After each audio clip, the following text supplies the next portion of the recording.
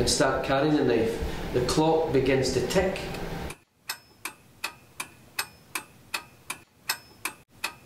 At the end of the day, it doesn't solve anything. If you stab somebody, then you're going to get charged with assault, serious assault, culpable homicide or murder if there's a death, and the consequences then will be even more severe.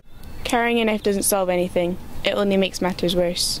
As a young boy, growing up in Ferguson Park in Paisley, knife crime was very common. I was 17 years of age. I'd been drinking for about 4 or 5 hours in a pub in Paisley. I was with 2 friends and I had a knife strapped to my leg. I'd been carrying the knife for about 6 months and I hadn't used it yet.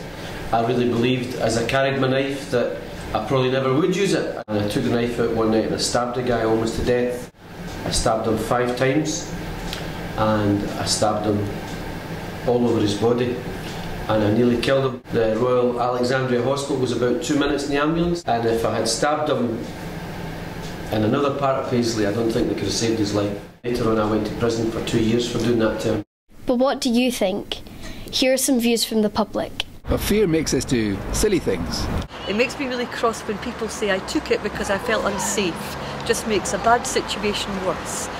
I think people who carry knives should be treated very harshly by the courts, always. So I just think it's really pathetic that people carry knives in order to hurt someone. It does cut off a certain amount of the society, I think, because you think twice about going into underpasses or being on your phone outside.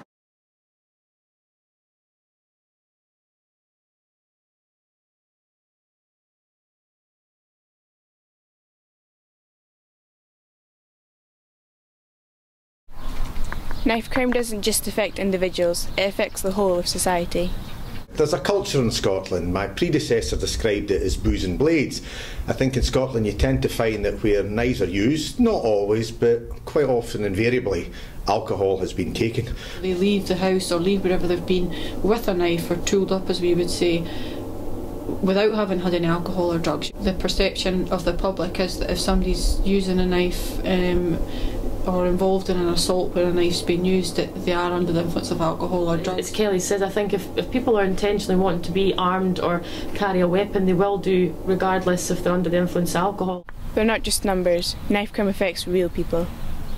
My younger brother Alec was in a friend's house and he went down to the ice cream van to buy juice or whatever, and when he was down there 2 guys started a fight with him and they stabbed him.